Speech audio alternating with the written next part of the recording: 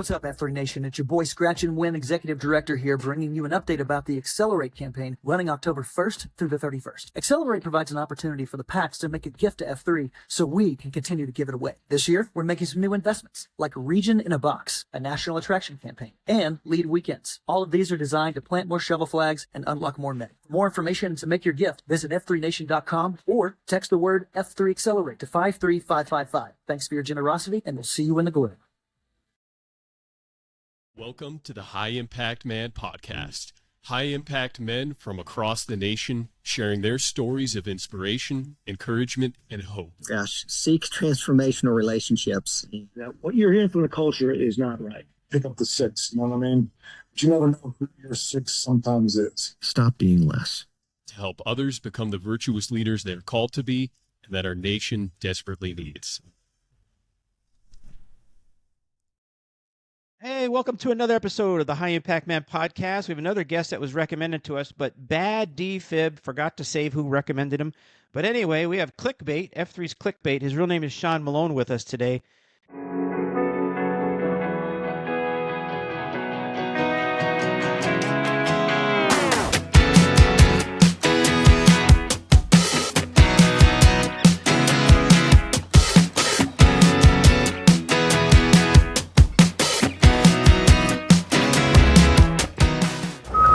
Hey guys, Sean Malone, Crisis Response International. We're continuing to serve the needs of the greater Asheville region. We're down here in the Arden area with our distribution hub. Just still going for it. About 40 tractor-trailer loads of relief supplies have been given away, distributed here. We're around 18,000 meals, hot meals served.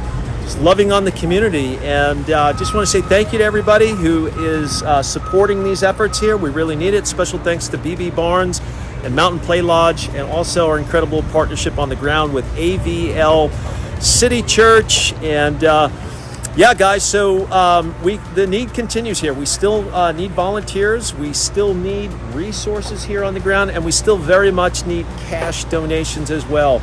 Some very specific needs that we have is we need to raise the additional $8,000 to buy a trailer for that skid steer there, to be able to take it out to other sites, work orders. As this phase begins to transition into the next phase, more work orders, debris removal, muck outs, things along those lines, it's going to become more urgent as well to even go out to other sites and pick up resources, pallets of water on that trailer. The other thing we need is a shower trailer. We need a shower trailer ASAP. We're running 40 to 50 volunteers, and we do not have adequate showers. We're using one shower right now, and so that's a tremendous help. And I know there's people out there that understand that it takes gear, cash, and the right resources to be able to run an operation like that. It isn't just volunteers, and it isn't just the resources putting that in people's hands, but it takes gear and equipment. The big ask that I have right now, and maybe there's somebody out there that is looking to get involved and invest in this in a significant way, we are looking for a modular base camp system, which is tents. There are HVAC units that can house our volunteers. They also have shower units and bathrooms in them, which is a big issue on this. And that's quite a bit to step up to plate to be able to do that. But if that is in your heart, if that's in your wheelhouse to help Crisis Response International out in that way, for us to be able to continue to help people, we're about to lose our housing space at the end of the month, and we need another solution. Housing is at a premium here. We need to be able to house 30, 40 volunteers. And this system we've been looking at for the last 2 years, that's the solution, I believe. And all we need is a patch of dirt to put it on, and it'll be a beautiful thing. We'll be able to continue to do what we're doing here. So anyway, guys, that's the present situation here on the ground. Just want to make mention of that to you. And again, thank you to all of our incredible partners out there who are making this happen. God bless you guys, and thank you so much.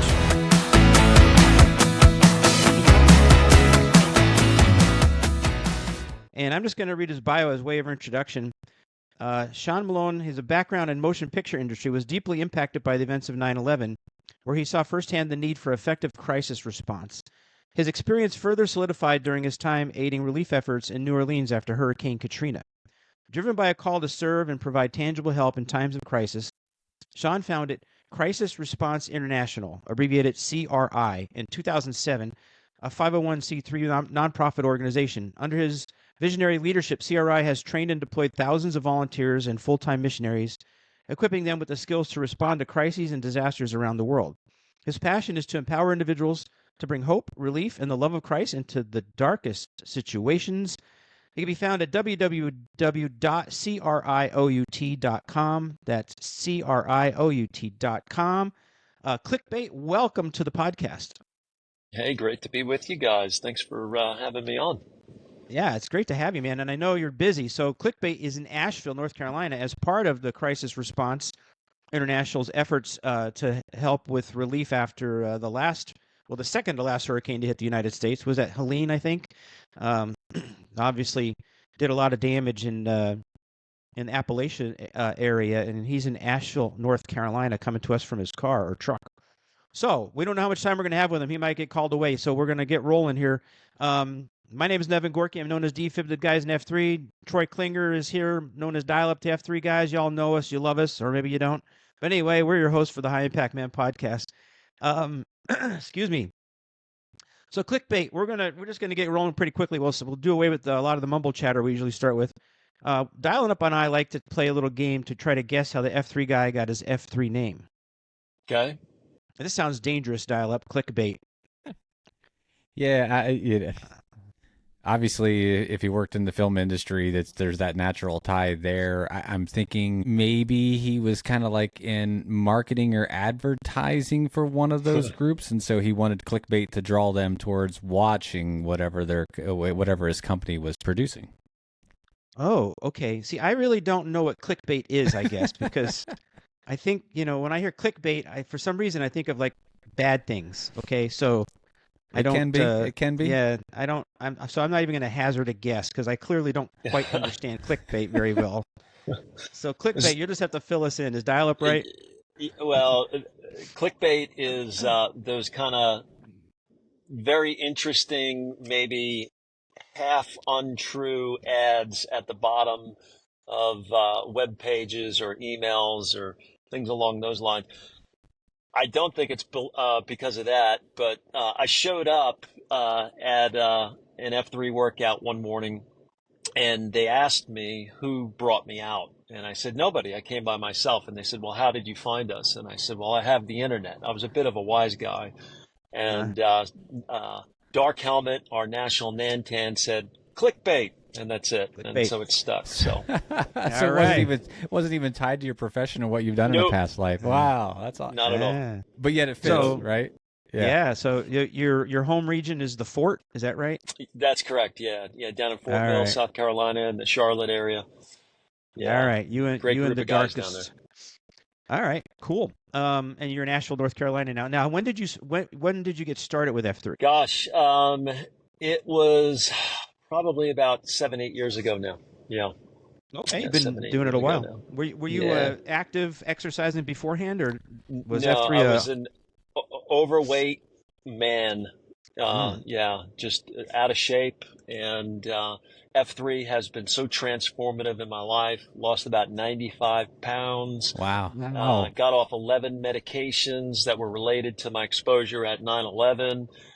Even got rid of my asthma. And just started eating clean, healthy, and motivated by other guys around me. That's really, I always hated going to the gym and just really enjoy going out in the gloom. And just that type of man in the morning has just been really motivating. That's awesome, in my life. Man. Wow. It's been a huge part of my life. So you're a self-starter. You said, I need this, and you went and found it. Yeah, I had people tell me about it, so I went and checked it out, and was hooked ever since. That's great. That's great, man. So how often do you post when you're in town? Too often. I actually have to. I actually have to back down. I'm 52 now, and my problem is trying to post too many days a week, and I just love it. It's addictive. Yeah. And, I wear one of those Whoop watches, and it tells me, don't you even think about working out today. You're smoked. Don't do it, Right. Yeah, So, I think I had COVID. My wife she got her mother tested positive for COVID, and she got sick, and then she gave it to me, so it's probably COVID. But anyway, I was laid up for about a week and a half now, and I haven't done anything. And man, my joints feel pretty darn good. And yesterday I did some cardio and I felt good. And then today I hit the gym and I was stronger than I've been in. And I did dial up. I did 3 pull-ups today. Ooh. Yeah, I've only been able to get 1. Okay, I've only been able to get 1. And then a couple weeks ago I got 2, and today I got 3. So, well done. Yeah, that I don't know. There is such thing as overtraining, but for sure. Yeah. You know, it's a slippery slope when you start taking days off, though, right? Yeah, that's what I was going to ask. Clickbait. Is it like kind of joint soreness, just excessive fatigue? What hits you and tells you like, hey, I need to back off a little bit? Yeah, just start dragging a little bit, lack of energy, and it's always you have to have enough fuel on board for your recovery, enough sleep. And what I notice is when I'm working out too much, my sleep starts to suffer. I don't sleep as well. And then I know I need to back off, get a day of rest. Is that because you got to get up so darn early to go work out? Pretty much. Yeah. Are you married? I am. I got 5 kids. Yeah. 3 of them out of the house. 1 with half a foot out the door. And so a couple dogs. Does your M give you grief about going to bed early because you got to go to F3? She does. She's a night owl. I think that's I'm always trying to get her to turn the lights off at 9. Yeah. Yeah. Yeah. Yep. Common That's story. Me. Yep. Same. Dial Up and I are right there with you, man. Yeah. Yep. Although she's learned to live with it now. Yeah. Yeah, because she got into her own fitness craze. That's a wrong word, but anyway, she's really been involved in her own fitness for the last year, and she's done great. She looks great. She has biceps for the first time. Ooh, so nice. Yeah. So she's excited about that. But now she knows because she has a daytime job, and now she's got to get up early. So I'm not getting as much grief as I used to. Plus, she likes the results, right? Yeah. Yep, that's right. I told my wife, hey, I get up and do this in the morning because I want to give you the best version of myself that I can. That's right. Well, 95 pounds later, brother. That's a nice was then or whatever they call it. Give right? a little bit less of yourself, technically. Yeah. Yeah. That's good. Quite a transformation. All right. So where did you grow up? What was life like growing up for you? Yeah, I grew up on Long Island, New York, and my whole family was in the major motion picture business. I became a grip in the film business. Were you a key grip? I was not always. You kind of freelance and you go from job to job. Whether it's commercials, TV shows, major motion pictures. So just to ask you this, because I asked you that a little bit tongue in cheek, because I really don't know what a grip is, but we always see that in the credits, right? The grip and the key grip. Like, what is a grip? Yeah, that name came from a long time ago, black and white movies, and there were these guys that were on the movie sets that basically just did a lot of everything. And it was a canvas bag with a bunch of tools in it, and the bag was called a grip. And they would say, hey, grab your grip and let's go. We got work to do. And that's the name kind of stuck. And then gaffer came from the gaff pole, like a gaff that you would gaff a fish with. Yep. That's how they would move the lights that are up in the grid. And so that's how you got gaffer and grip. And those are contemporaries. Those are peers on a movie set that work together, the gaffer and the key grip. All right, under the director of photography. Nice. What famous movies have you been a part of? Oh my goodness, tons, hundreds. So let's see: Devil's Own, Devil's Advocate, P.S. I Love You, You've Got Mail, The Eraser, the movie Sabrina with Harrison Ford. Yeah, Schwarzenegger. That was a fun job. We Whitestone, New York. There was this intersection, 4-way intersection, and in one of the intersections, they just put sod down, put scaffolding up, and built 3 sides of a house, and then we got to blow it up. And on that night, it was a lot of fun. I'm like, where do I stand when they blow this thing up? Let me stand next to the explosives guy pushing the trigger. I knew I'd be safe, but it was the best view in the house, That's awesome. Yeah. Now, how beautiful was what the heck was her name? Oh, She was Miss America until she got it taken from her. Yeah, Oh my yeah. gosh, what was her name? Yeah, I had really great conversations. She was really sweet, really down to earth. Some actors are, some aren't. Yeah. She was super down to earth. I can't recall her name either. What was that movie? The Eraser. The Eraser. I don't think I saw that movie. With Schwarzenegger. What? Yeah, I can see her face. Dark hair, dark blue complexion. eyes. Oh my gosh, blue eyes. Yeah, beautiful. I'm working on it. Vanessa Williams? Yes, Vanessa Williams. Yeah, I remember when she won Miss Yes. America, and then she got it taken from her for some scandalous pictures that, was it Penthouse or somebody, published, somebody had them and they put them out there. One of those, yeah. If it was She was today, a really nice woman. How'd you forget her name, man? You have an autographed copy of that. Just kidding, everybody. Well, if I did, I'd admit it, but no, I don't. No, she's beautiful. All right, well, that's an interesting life, man. Growing up around the movies and all these actors. Keanu Reeves, he was the devil's advocate, right? And Al Pacino, holy cow. Yeah, what was the other Al Pacino movie that I did? Al Pacino, Johnny Depp, the gangster movie. I'm trying to remember.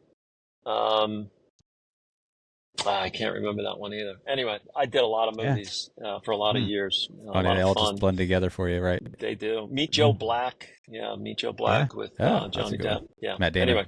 Right? No, not Matt Damon. Meet Joe Black.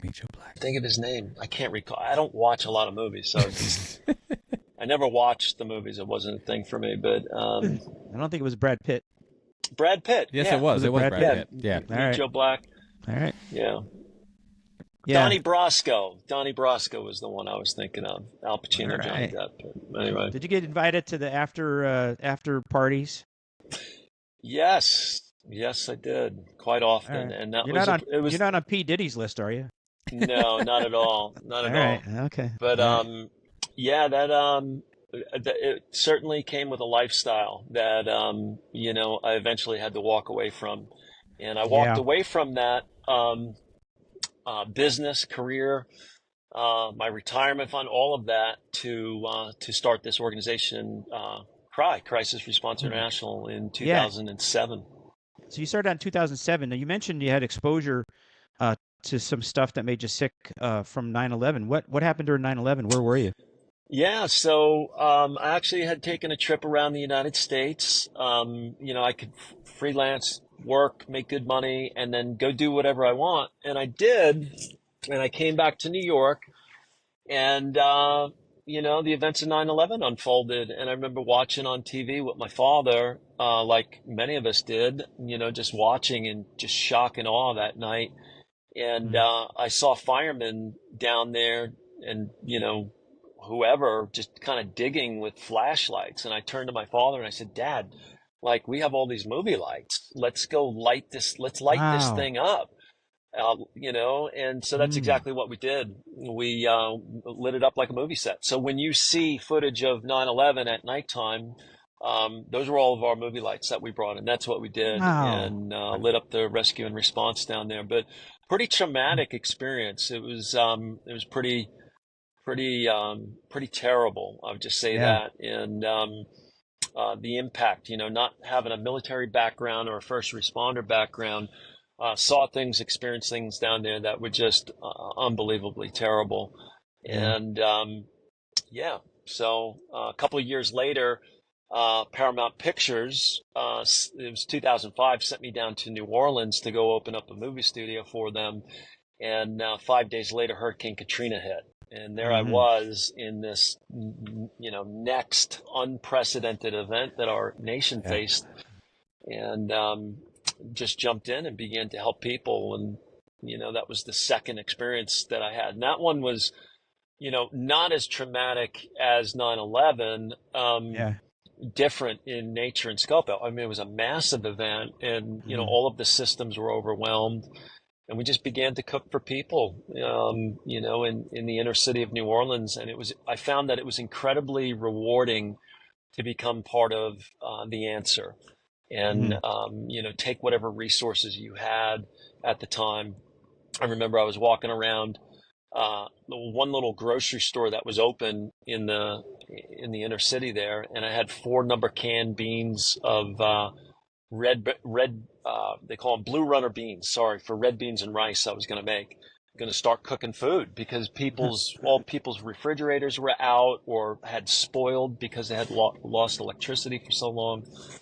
And I remember the guy who owned the grocery store, well, some guy walked up to me in a white jacket and he said, "Who are you cooking for?" And I was just kind of embarrassed about what we were doing. We're just like this little inner city church cooking for the neighborhood. And I said, I was just kind of under my breath, just said, "Well, we're just trying to cook for the neighborhood." And he said, he goes, "Well, I'm the butcher," bought me $600 worth of chicken that day. And then within a week's time, tractor trailers of food started showing up at the front doors of the church. And we began cooking, distributing food, and people were coming. And I saw how in the midst of this tragic event that you can, one, meet urgent needs, but then also build community and connect with people, build relationship, listen to their stories, and be an emotional and spiritual support for them in that time. And I was ruined at that point. I was wrecked. And we did that for 9 months. And those two events were really the catalysts for forming what we call Pry in 2007. And I left the movie business and been doing it full time ever since for 18 years.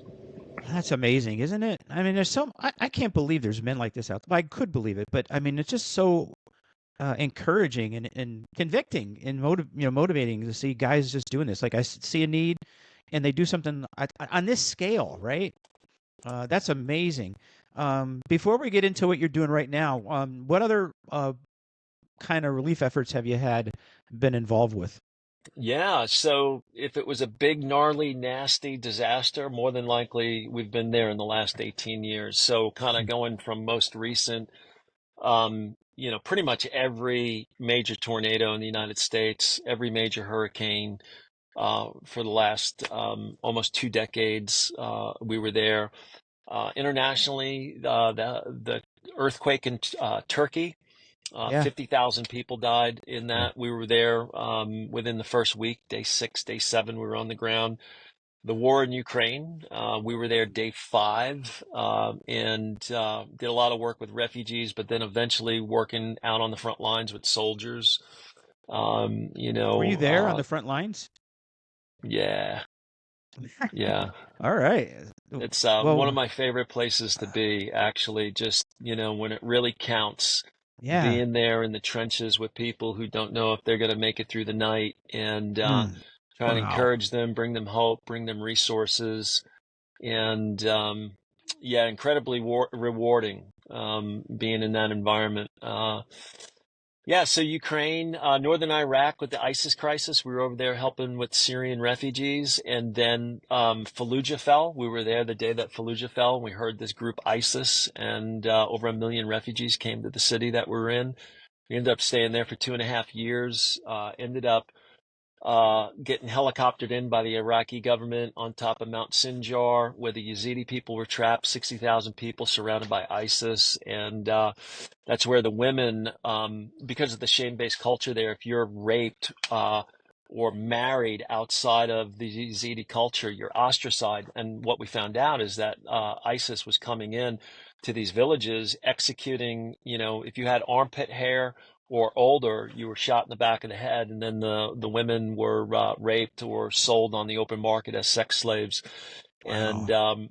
And so then we got into rescuing women and children. So we opened up a safe house, did like a hot wash debrief, kind of a spiritual, emotional first aid for these girls who had been raped or quote unquote married to these ISIS fighters. And girls as young as 9 and 10 years old, unbelievably horrendous. Man. And then we did the extractions of 86, 87 women and children. So that's a little bit different than your average tornado and earthquake, but that was a really significant international response we were involved in. Where did you take the women? Where did they go?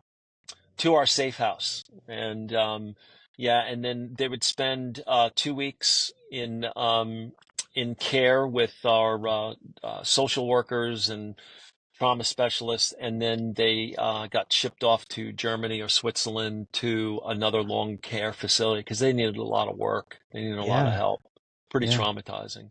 They'd either kill their captor by, they'd find a loose gun or poison the tea or escape. When we eventually ended up getting like intelligence from a department I won't name, when they weren't officially doing it, but we were getting it when they knew that there wasn't the captor there, and we would send in an extraction team to get them.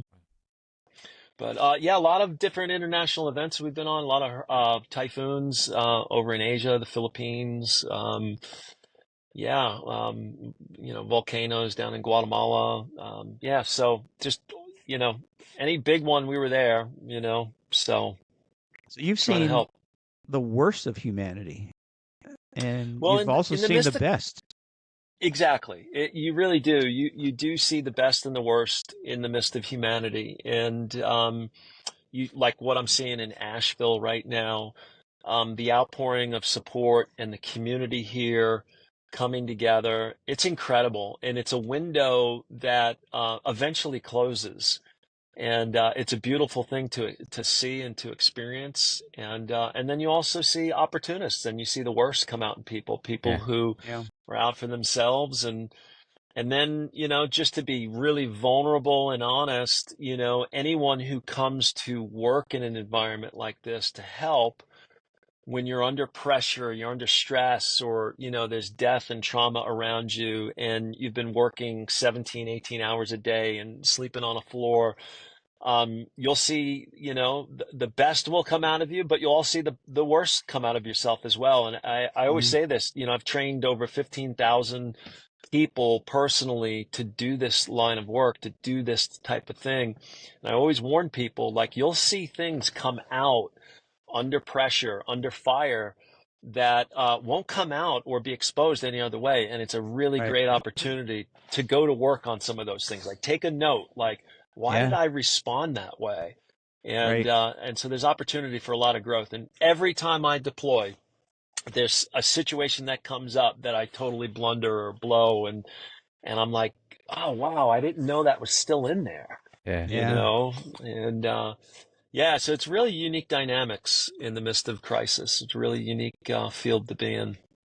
And so how does it work in these situations? Like, so you hear of a need, like you just go and set up shop, or is there like still like a central group that's organizing that you're kind of functioning under? Like, what's that structure like?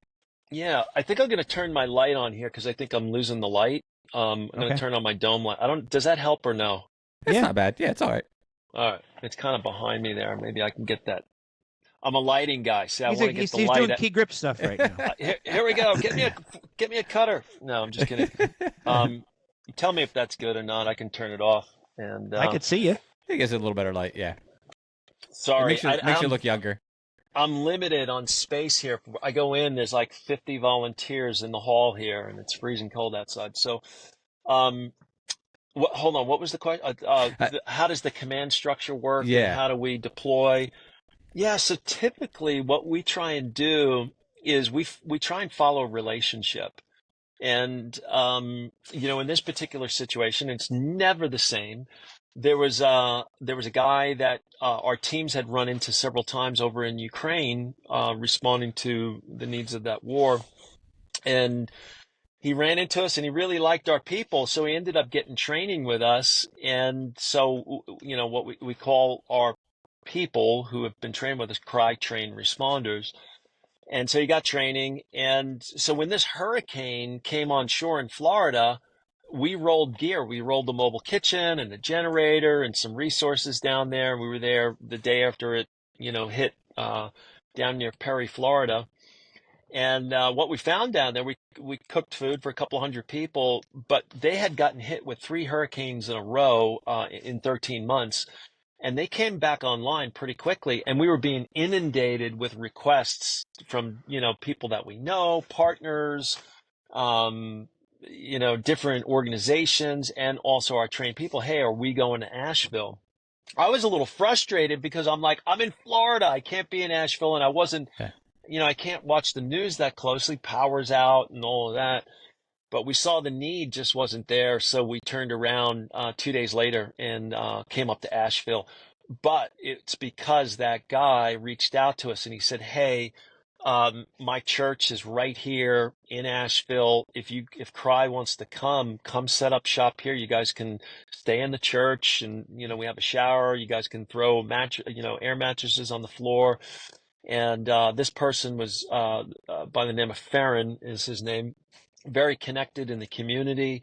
And that's really what it takes. It really takes somebody, a key person in a community, kind of open the doors and have those networks of relationships. And that's what we look for in a deployment in order to go, as a person like that. So we call him a man of peace. Yeah, that's cool, man. I imagine that once things start to happen, people look for help, and they know you start getting a name, in these things or whatever, and people will come to you. Yeah. Excuse me. Well, Yeah. Speaking of relationships, do you maintain relationships with any of the people that you helped before, like in Katrina or in the Ukraine or Iraq? I mean, do you follow up at all? Yeah, we do. We typically try and stay in a place as long as we can. And I would say on most international deployments, and this would be the same for you. Like if you were to deploy with us, let's say to Ukraine, what happens over there? It's almost like being like what they call a trench buddy. Like if you're in the military taking fire, when you go through an experience like that with somebody, there are lifelong relationships formed in a moment. So you go on a 10-day trip, 14-day trip overseas, you're going to walk away with lifelong relationships. And that's one of the greatest joys that my wife and I, my M and I, have had over the 18 years, is watching all of these networks of relationships all over. I can look back to multiple periods of time and deployments and see people got married. They have kids, they're still talking, and they're all still friends on social media. And, and then what will happen is often people who go with us overseas, not everyone, but there'll be at least be a handful, will say, "Hey, I'm moving here.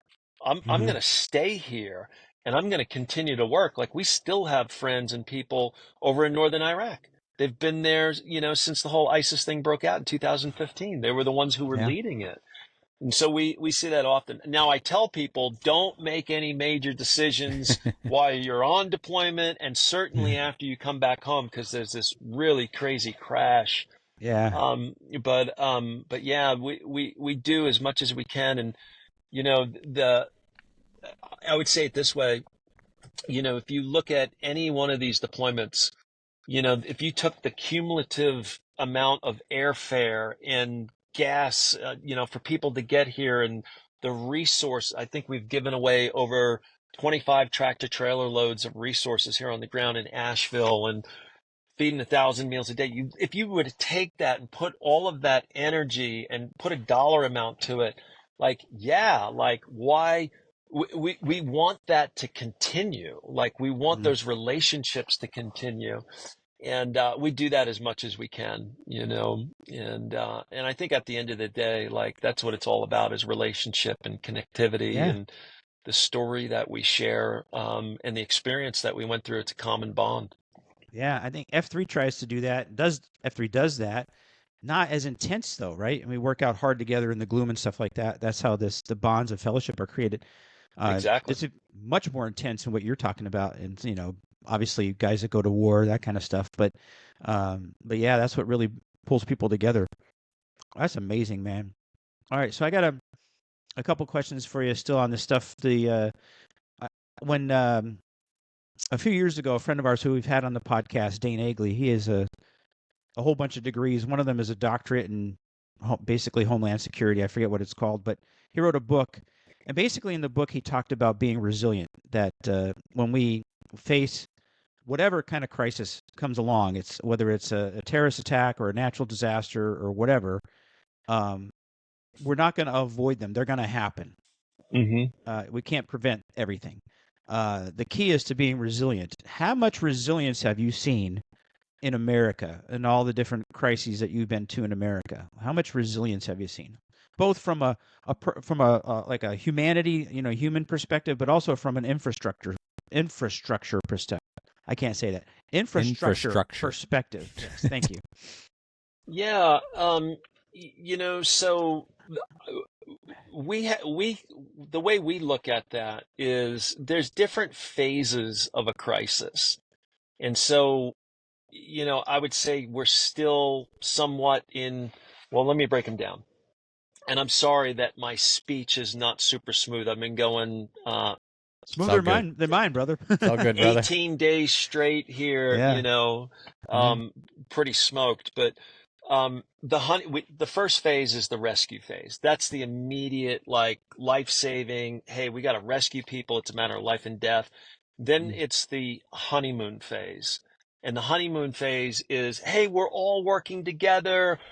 We're going to get this done. We're going to get this fixed. That's where you see, like, all of the posts, like, Asheville strong, you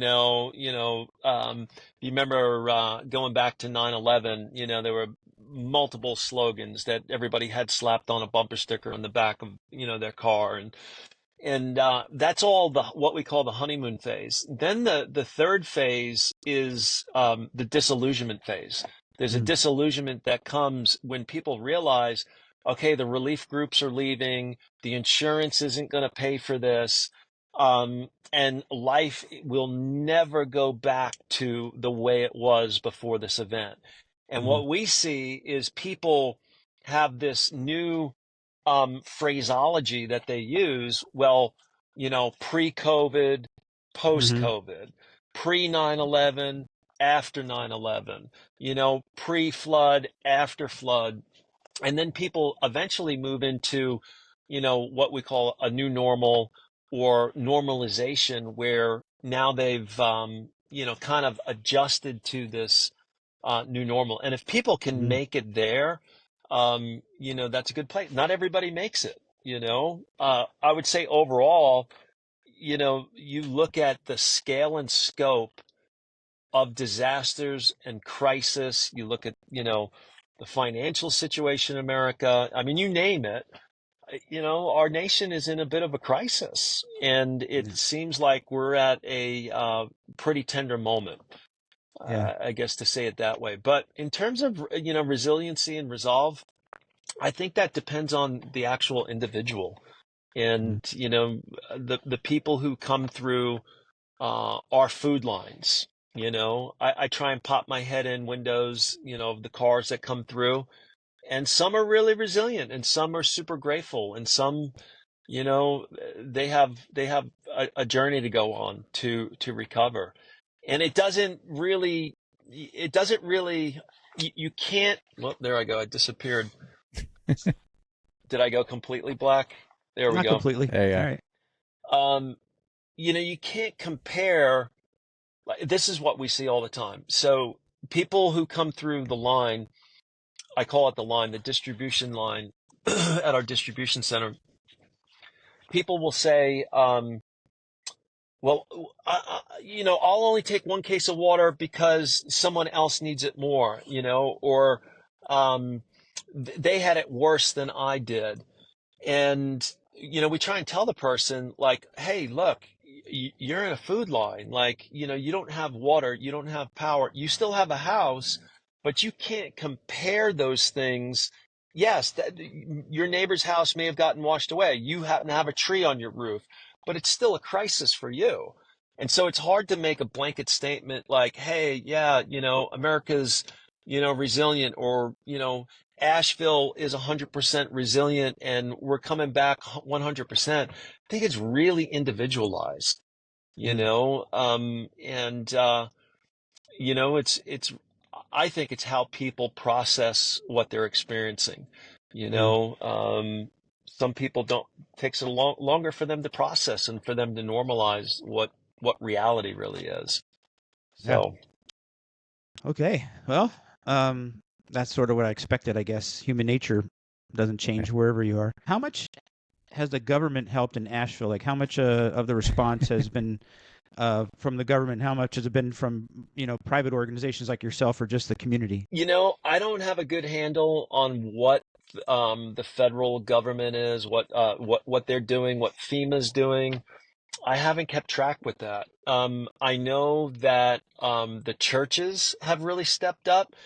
I honestly, I haven't really been out of what we're doing is so all consuming. Um, we're just trying to meet the needs right in front of us. And I'm sure everybody else is across the city in every Right. other place. Um, I know that there's frustration out there online, with the government, with FEMA. However, I'll say this, 90% of what I've seen on social media regarding this event, um, I have not seen or heard firsthand, Yeah. or it's really outdated information. So even Right. like the needs, a lot of times that's reposted from maybe even a couple of weeks ago. So it's hard to go by any of that. And, I have people asking me questions. Is FEMA trying to shut down relief coming into areas? I'm like, I don't know. I haven't heard of that. I haven't experienced that. Yeah. I have a FEMA person come through my line every day and get lunch, and I asked her point blank, I go, hey, I got like 10 people a day asking me if FEMA's turning people around. She goes, look, hold on, I got to put another quarter in the machine here. There we go. There you go. She goes, the first thing you need to understand is that FEMA, they're all privately contracted individuals like you and me, and they just come in as inspectors, and they're paid to go around and inspecting homes. The only place I know that people have been turned away is in communities where they haven't done the cadaver recovery. They're not going to let private individuals to come in and bring relief in because they don't want people driving over areas that they need to do search and rescue. They want to canvass those areas. That's the only thing that I've heard. And so if Yeah. you're not EMT trained or part of a search and rescue team, I know people have been turned away. We had a team that went up to Black Mountain. It was a bunch of F3 guys. We've had, I don't know, somewhere in between 50 and 75 packs come down and volunteer either overnight or a couple of days. And we sent them up to Black Mountain, which is a really hard hit area. And they were about to go in, and then suddenly they had just found, more bodies. And they said, hey, guys, we were going to let you in, but now we can't because we got to send search and rescue team in to make sure everything's clear first. So they turned them around. Gotcha. I'm not trying to make any kind of political statement because I was curious, but I also I think that it doesn't matter who's in office, right? What party, whatever, what individual. The best way and the only way this really gets done is the way it's happening now. Private citizens getting it done and helping each other, and I think, and that's one of the things that makes, well, I'm sure that it happens in other countries, but the one thing that makes America great is our ability to do things like you did. I mean, you formed this company for this very reason.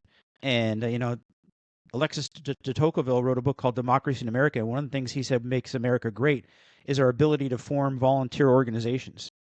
100%. So like from the Lions Club to the Rotary to whatever, and that's how we get things done. And you just can't depend on this massive, bulky federal government to be able to, respond that quickly. It's got its role, but anyway, At the same time, I'm sure you see there's great leaders within local government, and there's not great leaders, not so great leaders in local government, right? And it can make a huge difference in that response and recovery process. I'm sure you've seen that. Yeah, it really is from town to town and city to city. Sometimes the officials are great, and you want to work through those channels, and then other times we'll go right around those systems of bureaucracy and red tape. And we go to where people aren't getting help. And what we find, like right here, we're working with a local church. They know the community. And then we're resourcing like all of these guys with ATVs and pickup trucks. And we load them up with tools and generators and heaters and food. And they're getting it out to people where they know their community best, Yeah. So, I love the idea, the power of a volunteer, the power of a high impact man who would stand up, and just say, hey, I'm going to volunteer. I'm going to help out. I'm going to use my time, my resource. That's a powerful thing, rather than a paid employee. We're all volunteer organization. We're not a company. We're an organization. We're a nonprofit. And, it's just incredible to see what you can get done with people who care, compassion, and are energized to try and get the job done. And having, high impact men from F3 has been a game changer on this one. It really, really has. The showing of the packs from different regions coming in, absolutely incredible. That's awesome. I wouldn't expect anything less. So, is your company a Christian-based company? Yeah, it's a Christian-based organization. Yeah, company kind of refers to business. Oh, sorry, we're, organization. yeah, we're an organization. We're a nonprofit organization, 501c3, and we're 100% faith-based. And our thing is we just want to show compassion, care, meet urgent physical needs. We have trained chaplains, trauma specialists who can, really kind of look out for signs and symptoms of more serious things going on, or just know how to. Our training teaches people how to talk to people who've been through crisis, trauma, loss. It's an important thing. There's things that you want to say, things that you definitely don't want to say. And so that's why we try and train all of our volunteers who respond with us. Sweet. So if people want, I'm sorry, go ahead, Dial. Yeah, I was just going to ask. So for the folks that are part of your organization more, I'll say year round, right? But it's more than a year, right? You do official training with them to prepare so they're ready to go. When you got to deploy, they're ready to go. Do you also have to provide some training as, like you mentioned, let's say 25 packs from the fort say, hey, we're going to come down and help you this next week. What's that training look like? Do you still do some type of quick on the ground training to get them up and running? Yeah, so this was because of the scale and scope of this, we needed a lot of volunteers. And, presently our training, takes about 8 hours to do online. And we opened it up to untrained volunteers, specifically F3. And because I know the culture, I know that they understand chain of command. I know that they're going to show up on time. I know that they're going to do what they say they're going to do. And they're not going to come and do their own thing. Like, that was one of the reasons why I said, hey, let's open this up to F3, have guys come. And we opened up a volunteer portal, and we gave them like really a quick hot wash. Like, here's the absolute do's and don'ts on a deployment. And the guys were absolutely great. And so we opened it up to some smaller groups, to F3. We had a amazing showing of untrained volunteers, and these guys did really, really good. Now, if they want to deploy with us, over to Afghanistan or, the next, international crisis, they're going to have to go through training. But a lot of guys, they got on the ground and they said, hey, I'm going to go through your training. This is amazing. Like, to be able to come for a day or come for a weekend or come for a week, it really is, it's an incredible experience to be able to think about the privilege that is, think about the honor that it is to come assist people in maybe the darkest moment of their life. Yeah. I mean, there's like there's a healthy respect around that. Like, wow, I'm being entrusted, with, let's say, a family who's just lost everything. One woman came through our food line. They lost 14 family members. Oh man. That's like generational loss. Yeah. And they're talking to me about that. And we're meeting their needs. And like, you got to be game on, and the fact that I'm entrusted to be in front of this, and the whole family was there. I'm being entrusted with this moment. Like that's of honor, or to even sit there and watch 1,000 cars pass by on the line. Like, that could be you or me in that line. Like, that's incredibly humiliating. And so to do it with utmost respect and care, it's, there's really nothing quite like it. So you get to experience it. And, most people are like, yeah, I want to do that again. That was incredible. You definitely need a nap when you go home. You're like, you're smoked, but then you're like, I want to do that again, So. It gets inside of you in a way that other things don't. Bless you, man. I'm really happy there are men like you out there.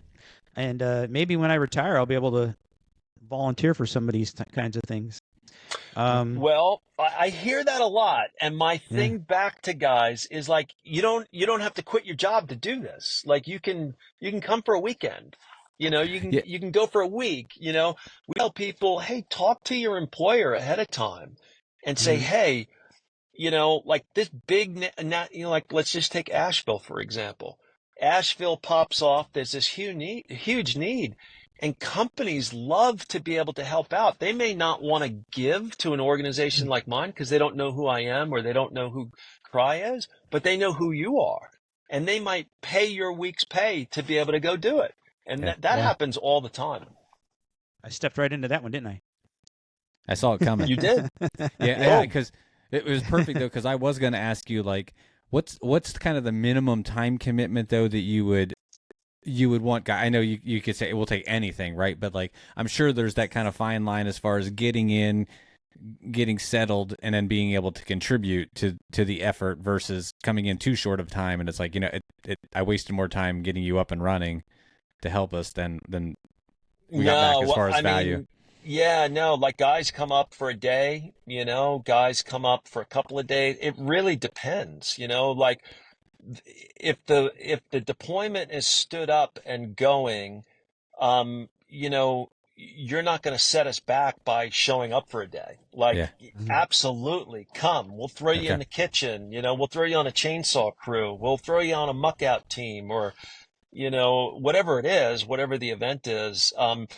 So on a domestic deployment, there is no minimum time, requirement. You travel in, at your own expense, whether that's plane or by car, and then you just let us know how long you can stay. Is providing that we don't have too many volunteers, and we, if you're staying for the night, we have enough places for you to stay.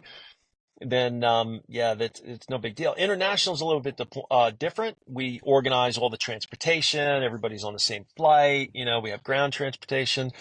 International is usually, 10 to 14 days, depending on where it is. So sometimes a week, So all right. I'm going to walk over to the light. I was going to say, he's looking for better lighting. Oh, is that what you're doing?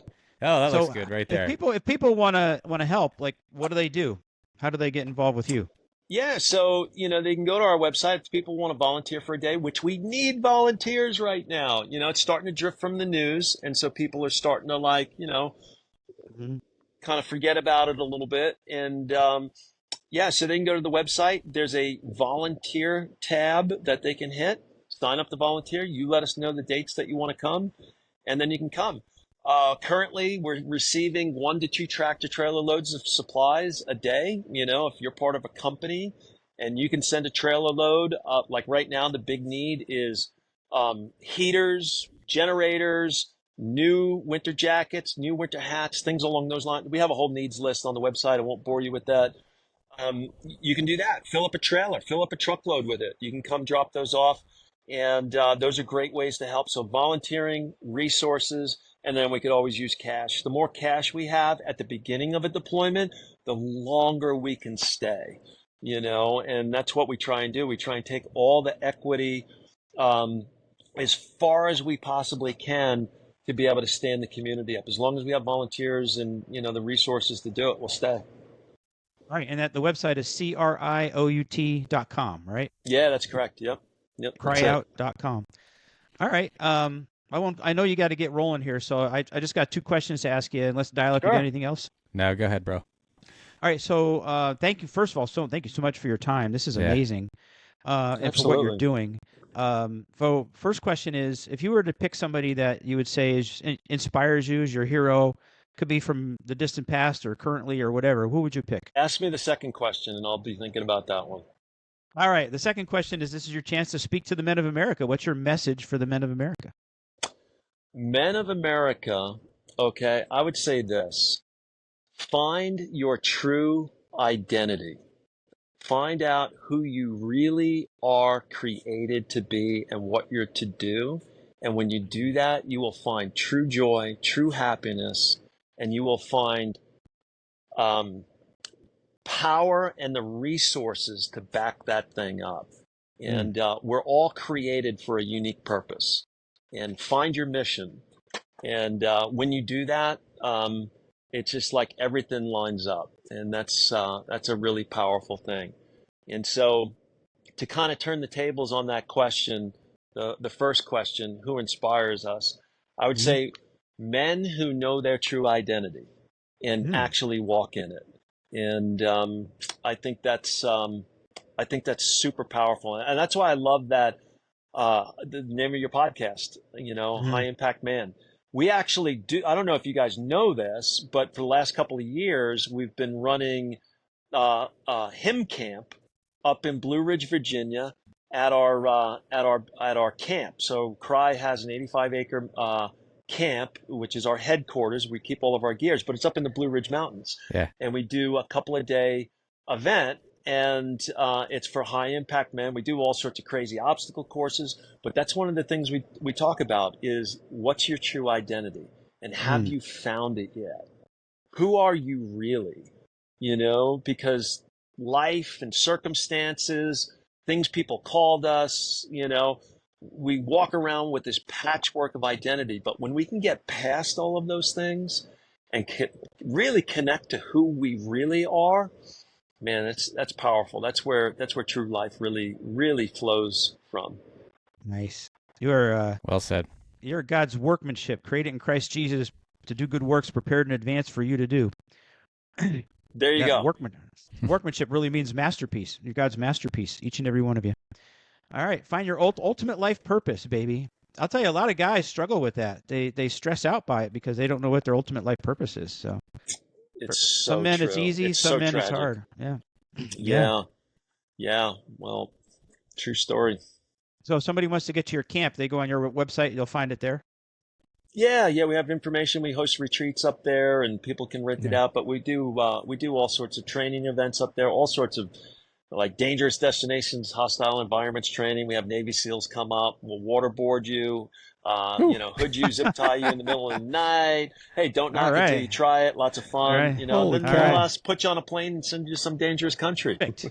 Perfect. Honey, I'm going to get waterboarded. Yeah. Make sure our wives listen to this one. Yeah. Fun stuff. All right. Well, Clickbait, I'm so blown away by what you're doing. I'm really thankful, again, that there's men like you out there. Dial up. I think we just spoke to another high impact man. Amazing, amazing high impact man. That's amazing. Inspiring, brother. Thank you for what you're doing. Yep. Well, thank you for what you guys are doing. Yeah, and one thing I'd like to do is I'd like to pray for you before we sign off, if that's okay. Yeah, I'll take it. Awesome. Yeah, so Father, I pray you bless Clickbait and the work he's doing and the work that CRI is doing and all the other volunteers, all the other organizations, Lord, that are providing relief out there, Father. We know that we're at our best when we're helping our fellow man, because you say greater love has no one this, that they lay down their life for their friends. So we just thank you, Lord, that there are men out there like that. Please bless the work that they're doing and help those people down there that need to recover. In Jesus' name, amen. Amen. Thank you for that. Appreciate that. Yeah, man. Go get it, brother. Get after it. I smell dinner inside. I'm hungry. All right. Well, we won't keep you any longer, buddy. Yeah, get some food. Nourish it was up. nice to meet you guys. Hope to connect again. Maybe see you in the gloom somewhere. Yeah. I'd love to get down to Fort Mill someday. He's coming up to Lancaster, dial up. It's only about an hour and a half drive up to Danville, so you could post up here when you're in Lancaster. All right. We can go down to Lanco. Maybe so. Yeah. All right. Meet you in the middle somewhere, maybe. Yeah. All right, boys. Well, thank you so much for having me on. Take care, brother. God bless you, man. Appreciate it. You too. Bye-bye. Thank you for listening to this week's episode. I would like to thank our guests for joining us and sharing their story of becoming a high-impact man. More information and resources can be found at highimpactman.com. If you like this podcast, please consider following us on our social media pages or email us at him@highimpactman.com. That is HIM@highimpactman.com. The High Impact Man podcast has a new episode every week, and you can find them on Apple Podcast, Spotify, and Google Podcast platforms. Have a great week, everyone.